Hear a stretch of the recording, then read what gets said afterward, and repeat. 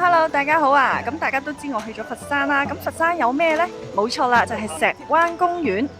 Hello，早晨啊！咁咧嗱，睇下後邊呢個咧，咁咧見到咧係一塊塊嘅瓦片，咁點解個個都喺度影咧？呢一啲瓦片咧就係我哋以前講嘅一磚一瓦，咁呢嗰啲咧全部都係嗰啲舊嘅房屋咧拆出嚟嘅瓦片嚟嘅，咁就將佢砌成一個牆咁樣樣咯，咁係好有呢個歷史嘅價值嘅。而石灣公園南入口嘅側邊咧有一片紅磚牆嘅建築，呢個片區以前係美圖廠嘅舊樓，包括廠房同埋員工宿舍，而近年就做咗活化，喺原有嘅舊樓上面做咗加固同埋修復嘅工程。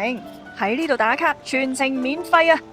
行一個圈我都覺得自己充滿文藝氣息啊！好啦，咁除此之外，佛山呢就仲有張茶。咁張茶有筍嘢，有咩筍嘢呢？